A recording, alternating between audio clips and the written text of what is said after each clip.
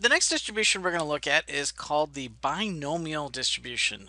This is a special case of a discrete distribution, so it still falls under that discrete umbrella. But in addition to some of the things that make it discrete, we also have a couple other conditions that typically stand out different, and then we look at some properties of it. So let's go through some properties that make a binomial distribution binomial. Um, First condition is each trial it results in one of two mutually exclusive outcomes, aka there's either a success or a failure. It's either one thing or so it's either a certain condition or not. There are a fixed or set number of trials, so we know that it doesn't go on forever. It stops at a certain point. Each outcome is independent of another. The probability for a trial results in success is the same for all of that trial, and the binomial random variable is defined as the number of successes out of the fixed number. So when we talk about what does x mean, we want to think about, well, what in this particular scenario, what probability or what are we defining as a success? Okay, so now that we've talked about what makes a binomial distribution binomial, let's talk about the following characteristics. For all the examples. If I toss a coin 10 times and count the number of heads, is it in fact binomial? And the answer is yes. Yes, it is. Textbook fits everything about being binomial. Tossing a coin is either heads or tails. We have something to define a success. We're defining getting the heads as success. We have a fixed number of trials. We know it stops after 10. We're not going to go to 11 or anything past. Each coin toss is independent of any other coin toss, so getting ahead on the third try doesn't have any indication what's going to happen on the fifth or sixth or seventh try. Okay. What about dealing 10 cards from a shuffled deck and counting the number of red cards? Would that also fit a binomial? And the answer in this case is no, because you're shuffling, you're drawing a card out. Every time you draw a card out, that actually modifies the independence of each event. The probability changes as you draw more cards. Now, had they had said take a card and put it back in the deck, so if you'd reshuffled the card back in, then we'd be okay in that sense. All right, the third one, two parents with genes with genes for O and A blood types count the number of children with blood type O. Is this in fact binomial? And the answer is nope. Having children, unfortunately or fortunately, is not a fixed number. You don't. If they'd said in a family of 5, or if they told us how many kids there are total, we could consider it. But because it's an ongoing event, you can keep having kids.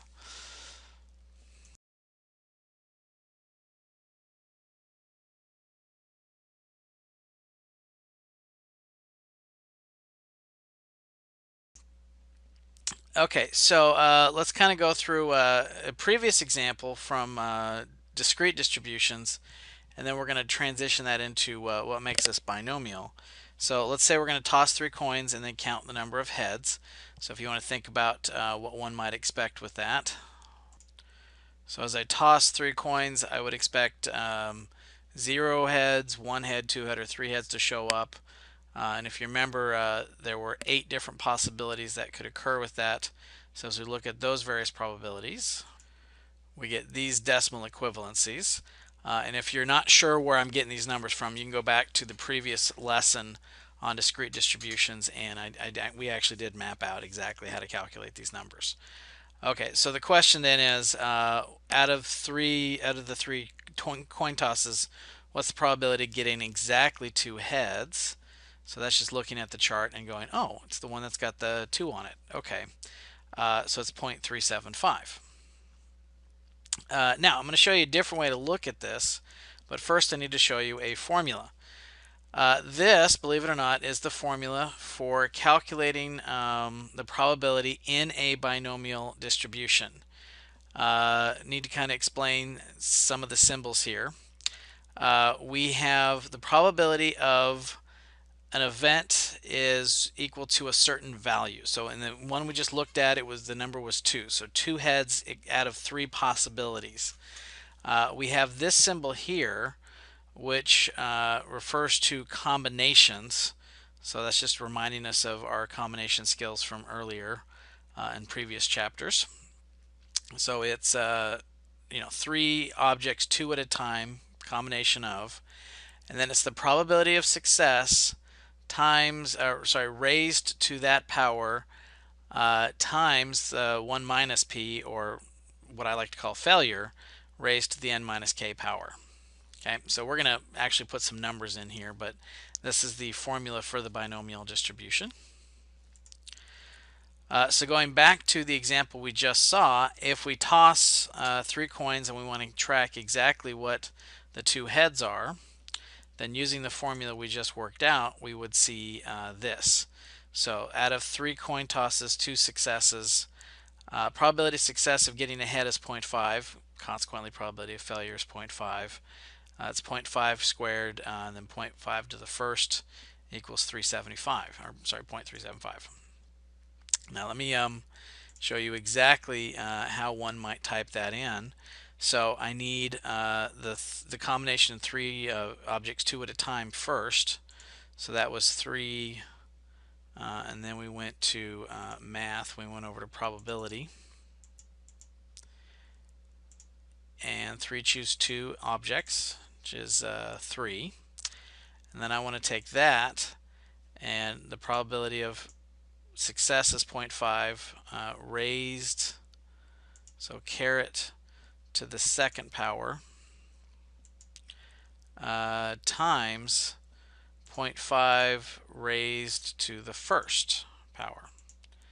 And then if I type all that in, I get 0.375. So in one sense, this actually saves us time, because now we don't have to calculate the whole probability distribution. We now sort of have a shortcut that we can jump and type in the calculator. Okay, the probability, let's see, the number of inaccurate gauges in a group of 4 is a binomial random variable. If the probability of a defect is 0.1, what's the probability that we'll have only 1 defective gauge versus more than 1 defective gauge? Okay, so we're going to set this formula up together here. We've got 4 objects, and for this first question, I want to know that only 1 is defective, so I just want 1 there. And the probability of success, they tell us, that sounds weird to say defective is success, but when we're defining that we only want 1 to be defective, then the 0.1 is the success probability. And of the 4 trials, let's say our k would then be 1. And then the probability of 1 minus p, which is 1 minus 0.1, so that's 0.9. And that would be up to the third power. Okay, so that's what I want to end up typing in the calculator. So let's go there. Let me clear this out. So I want the combination of 4 objects, 1 at a time.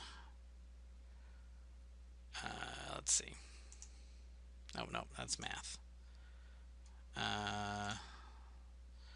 Scroll over to probability. And 4 objects, 1 at a time is supposed to be 4, actually. And then I want to take that times 0.1 raised to the first.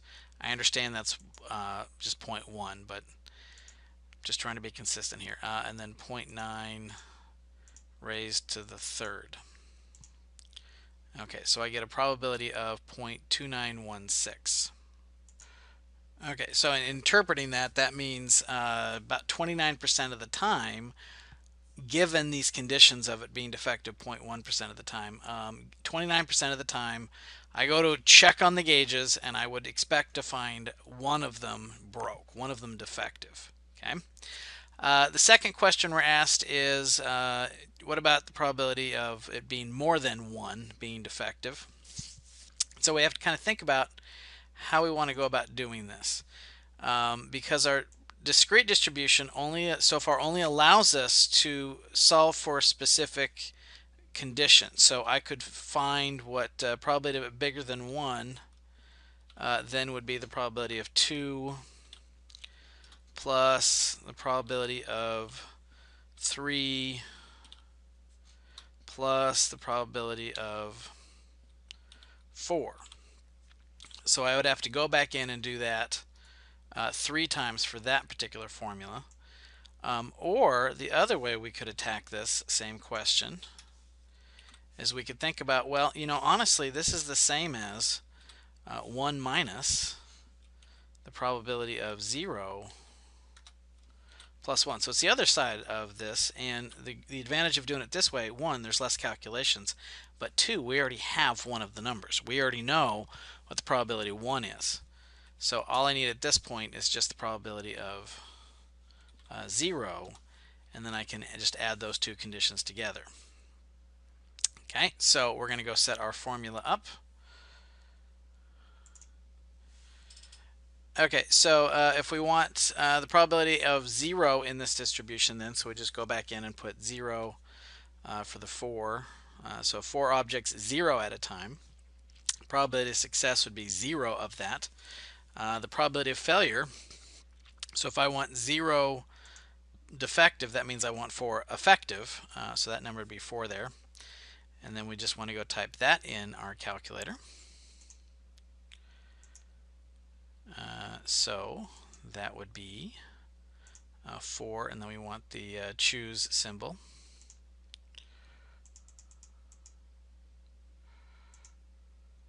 Choose 0, now that's just going to be 1, because there's only one way that could happen.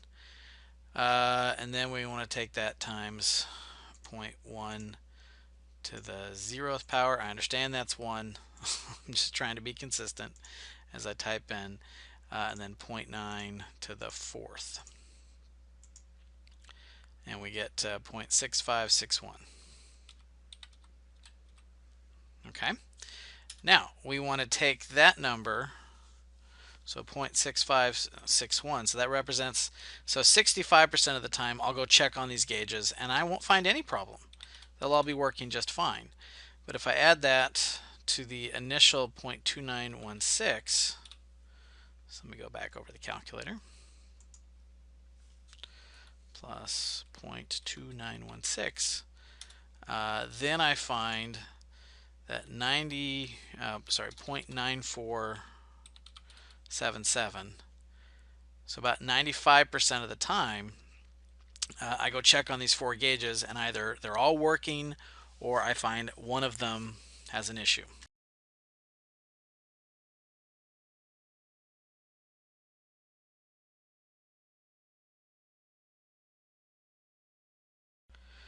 Okay, so now that I've shown you how to use the formula to calculate binomial probabilities, as it seems to be a pattern here, there's a shortcut. There's an actual calculator menu that will do the similar calculations for us.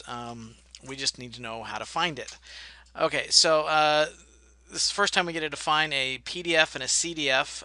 PDF stands for a probability density function.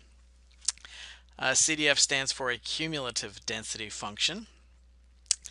And the difference being, if I want to calculate a binomial PDF, that is regarding a single value. So what is the probability at x equals 2 or probability of x equals 7?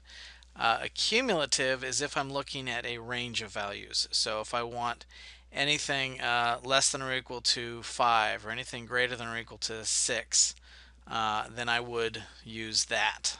Okay, so let's take a second and go back through our previous examples.